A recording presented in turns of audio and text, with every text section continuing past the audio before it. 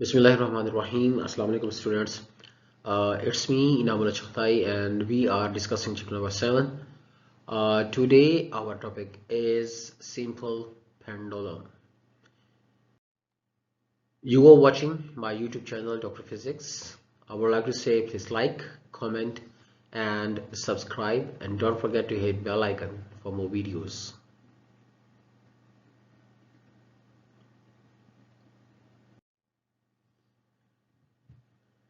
So first of all, we have to discuss the phase, a short definition of the phase. What does mean by the phase?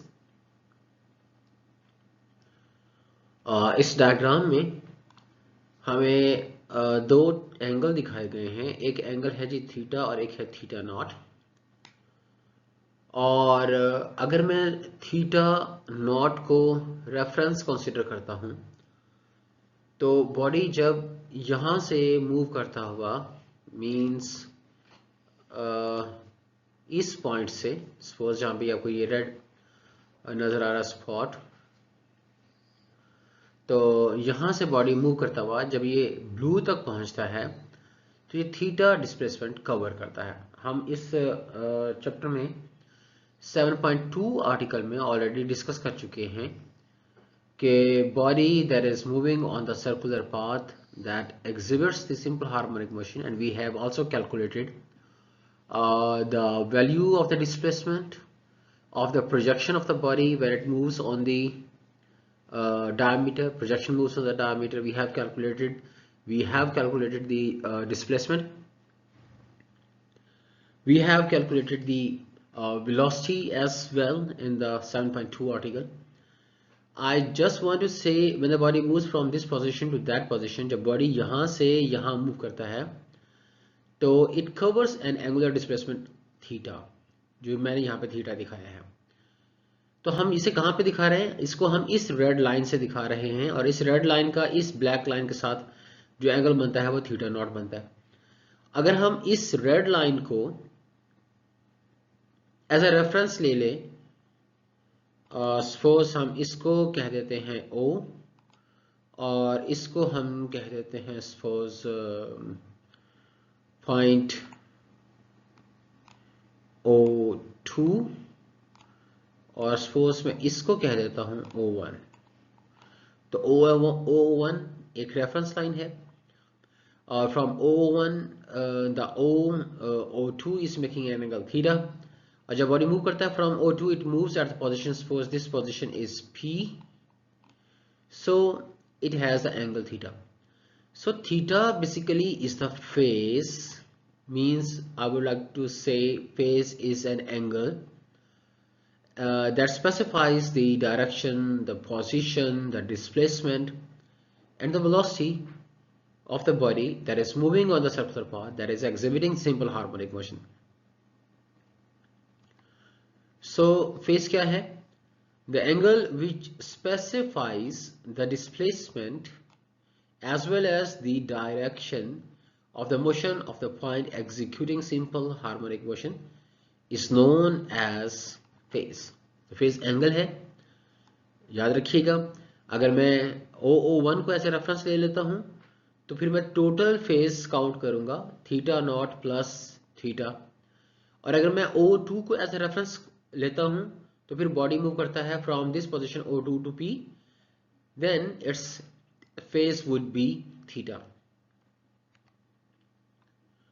So instantaneous displacement x is equal to x naught sine theta, that is omega t, और ये मैं इस theta के हवाले से बात कर रहा हूं। जब मैं यहाँ पे लिखूंगा थीटा नॉट को भी शामिल करूंगा तो फिर यहाँ पे मैं omega T plus theta naught लिख सकता हूँ। So this is the basic idea and you have to prepare this for as a short question. You have to define, you have to draw the diagram, and you may write the expression of the instantaneous displacement. Next we have to discuss the simple pendulum. इस topic में जो main points हैं, सबसे पहली बात यह है कि सिंपल पेंडुलम क्या होता है। सेकेंड चीज ये है, हमने ये साबित करना है कि सिंपल पेंडुलम भी सिंपल हार्मोनिक मोशन को एग्जिबिट करता है। और तीसरी बात, हमने टाइम पीरियड और फ्रीक्वेंसी के हवाले से कैलकुलेशंस करनी है। मीन्स 3 बातें हैं सिंपल पेंडुलम के इस टॉपिक में जो हम लोग डिस्कस कर सकते हैं। और वो 3 बातें कौन सी हैं? नंबर 1, हमने बताना है what is meant by the simple pendulum, in fact ये क्या होता है। दूसरी चीज, हमने ये साबित करना है कि it is exhibiting simple harmonic motion. और तीसरी चीज, we have to calculate the expression for the time period and the frequency of the simple pendulum. तो सबसे पहले हम बात करते हैं कि सिंपल पेंडुलम होता क्या है। तो सिंपल पेंडुलम की डेफिनेशन में हम ये कह सकते हैं कि simple pendulum basically is a system of string and a bob. एक बॉब, एक mass that is attached at the one end of the spring and the string, basically एक सिस्टम है रस्सी का और उस बॉब का, बॉल का, उसको हम सिंपल पेंडुलम बोलते हैं। नेक्स्ट आ जाते हैं जी अपने इस टारगेट की तरफ। सिंपल हार्मोनिक मोशन ये एग्जिबिट करता है, और यहाँ पे हमें एक डायग्राम जो है वो दिखाई गई है, और इस डायग्राम को हम सबसे पहले डिस्कस करेंगे। जब ये ऑब्जेक्ट बॉब मीन पोजीशन से मूव करता हुआ एक्सट्रीम पोजीशन पे आता है, तो ये मैक्सिमम डिस्प्लेसमेंट कवर कर चुका होता है। इस मैक्सिमम डिस्प्लेसमेंट को हम एक्स बोलते हैं। सपोज इसको, ये पोजीशन जो है इसको हम कह लेते हैं कि ये हमारी मीन पोजीशन है। This one is the mean position and this one is the extreme position. Suppose on one side, so that's why this is E1, and when the bob moves from from M to the E position, it covers the distance x. ये एक distance cover करता है जिसको हमने x का नाम दिया। और यहाँ पे जो डॉटेड लाइन दिखाई गई है ये बेसिकली आर्क लेंथ है, कॉस है। कॉस की लंबाई लिटिल बिट ज्यादा होती है, तो हम यहाँ पे x कहेंगे। एक स्ट्रेट डिस्प्लेसमेंट हमारा from m to the e। Second चीज,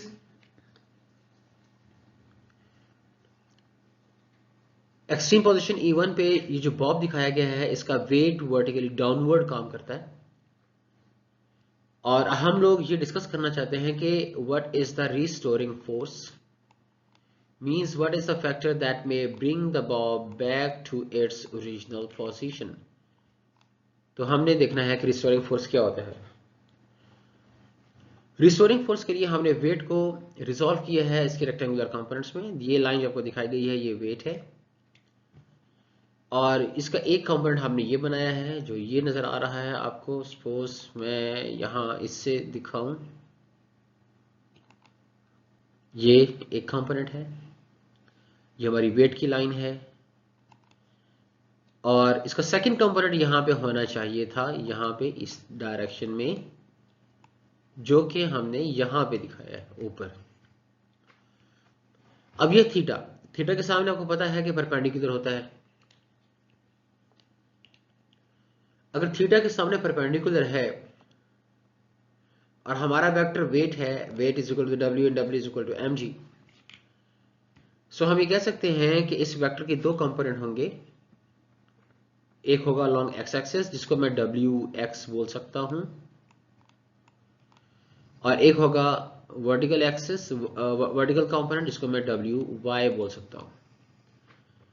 अब डब्ल्यू एक्स की डायरेक्शन आप देख सकते हैं डाउनवर्ड है, जो कि यहां minus m g cos theta दिखाया गया है।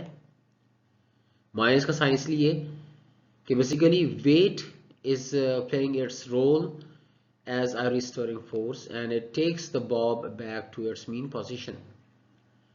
And we know the restoring force is always opposite to that of displacement, so that's why it is having the negative sign.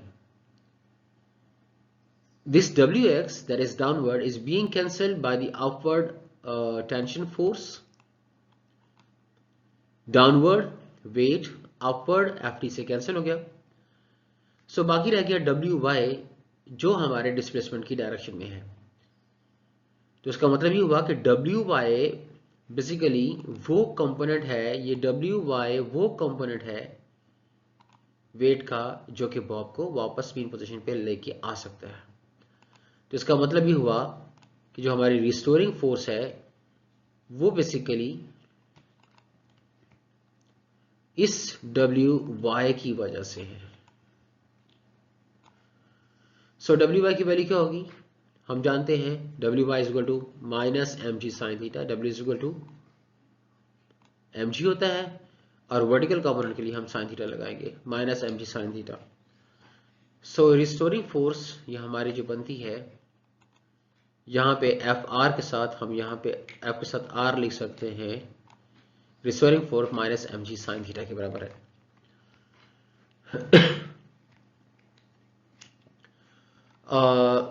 From the concept of small angle approximation, when theta is so small, sine of theta is equal to theta.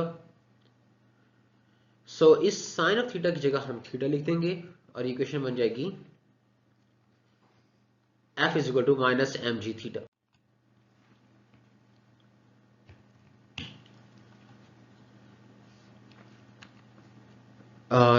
According to Newton cycle of motion F is equal to ma, और अब हमने इन दोनों equations का comparison करना है। ma is equal to minus mg theta, लिहाजा इस m को अगर हम इस m के साथ उड़ा दें तो बाकी क्या बचेगा, a is equal to minus g theta. इसको हमने इक्वेशन नंबर 1 कहा। अब इस इक्वेशन में हमने थीटा की वैल्यूज पुट करनी है। तो इक्वेशन हमने शुरू की है सबसे पहले रिस्टोरिंग फोर्स से। रिस्टोरिंग फोर्स का एक्सप्रेशन है minus mg sine theta for the very small value of the theta, sine theta is equal to theta. So sine theta की जगह हम थीटा लिख देंगे, ये बन जाएगा F is equal to minus mg theta. Second of question F is equal to ma, इन दोनों इक्वेशन का कंपैरिजन करेंगे, ये इक्वेशन बनेगी और यहाँ m से कैंसिल हो जाएगा, तो a is equal to minus g theta. अब हमने थीटा की वैल्यू कैलकुलेट करनी है।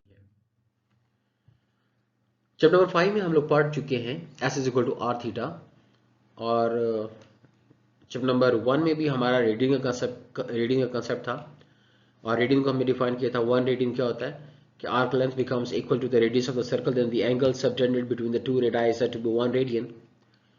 और हमने वहां पे पढ़ा था S is equal to r theta chapter number 1 में basically.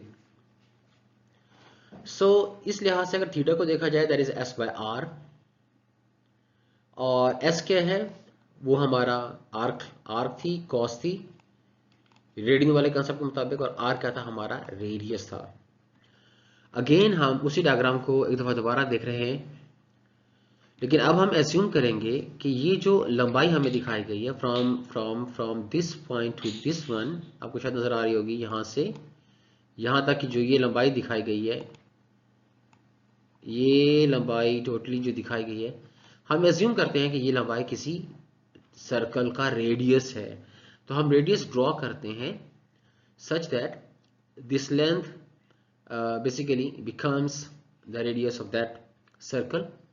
So this is the circle, और आपने देखा कि ये जो लंबाई थी basically that was the length of the pendulum, may be written as the r, the radius of this circle.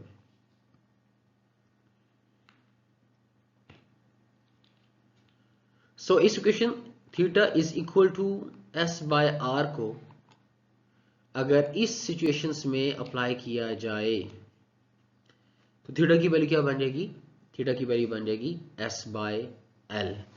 S हमारा ये हो गया cos, और रेडियस R की जगह हम लिख सकते हैं L, the length of the pendulum, क्योंकि वही लेंथ ऑफ द पेंडुलम इस सर्कल की रेडियस को बना रहा है, लिहाजा R की जगह हम लिख देंगे L, तो theta is equal to S by L बन जाएगा। नेक्स्ट S की जगह हम अगर X लिख दें, अगर थीटा बहुत कम हो तो X और जो है वो X और S ऑलमोस्ट इक्वल हो सकते हैं। अगर थीटा बहुत कम है तो हम इस R की जगह हम S लिख देते हैं, इस S की जगह हम ये X लिख दिया, theta is equal to X into L, and then substituting this value of theta x into L in equation number 1, और equation number 1 क्या थी, that was theta a is equal to minus g theta। तो theta की जगह आपने x over L की value put कर देनी है। तो ये था equation number 1, a is equal to minus g theta। तो थीटा की जगह हमने x by L लिख दिया, G into X Y L, basically L divide हो रहा है, इस एल को हम जी के नीचे लिख सकते हैं। अगर हम इस एल को जी के नीचे लिखेंगे तो G by L is equal to K, G by L is equal to K. अब ये क्वेश्चन बताती है कि जी ऑलरेडी कांस्टेंट होता है, हम जानते हैं ग्रेविटेशनल कांस्टेंट है 9.8 मीटर पर सेकंड स्क्वायर इसकी वैल्यू होती है, और एक लिमिटेड टाइम ड्यूरेशन के लिए, एक लिमिटेड स्पेस के लिए, जगह के लिए हम लेंथ ऑफ द पेंडुलम को भी कांस्टेंट कंसीडर कर सकते हैं। सो जी बाय ए सारा कांस्टेंट कंसीडर हो जाएगा। तो ये इक्वेशन फिर लिखी जाएगी a is equal to minus k x, क्योंकि g बाय एल की जगह मैं k लिख रहा हूं। अब k क्या है? हमारा प्रोपोर्शनलिटी कांस्टेंट है। जब प्रोपोर्शनलिटी कांस्टेंट को हटाते हैं तो क्या आता है? साइन ऑफ प्रोपोर्शनलिटी आएगा। तो a is directly proportional to the negative x। ये बेसिक इक्वेशन है सिंपल हार्मोनिक मोशन की, जो ये साबित करती है कि हमारा पेंडुलम जब मूव करता है अबाउट इट्स मीन पोजीशन, तो ये सिंपल हार्मोनिक मोशन को एग्जिबिट कर रहा होता है। तो हमने कंक्लूजन देना है इसका कि simple pendulum basically exhibits simple harmonic motion. Next, we have to calculate the expression of time period and frequency. This is the equation that we have just derived in this topic. A is equal to minus gx by L. और 7.2 article में acceleration in term of omega हमने equation निकाली थी, a is equal to minus omega square into X. इन दोनों equations का अगर हम कंपैरिजन करें और इन दोनों इक्वेशंस में हम माइनस के साथ माइनस को कैंसिल कर दें और x के साथ x को कैंसिल कर दें, तो बाकी क्या बचेगा? Omega square is equal to g by l. Square root ले लें दोनों तरफ, omega is equal to square root of g by l. Time period is given by this equation 2 pi by omega.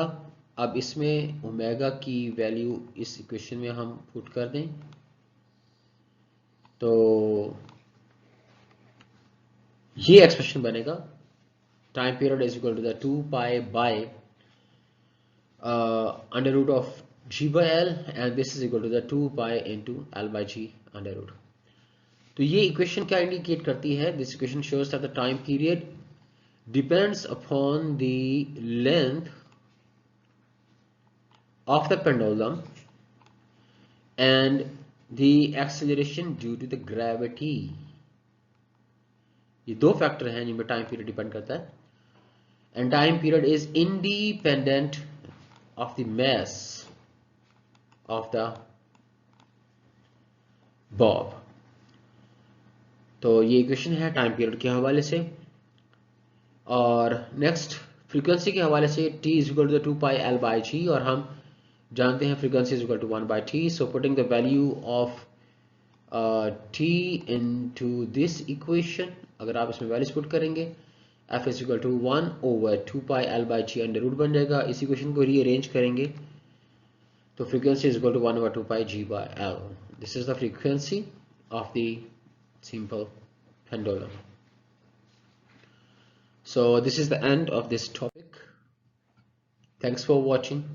Stay blessed. Allah Hafiz.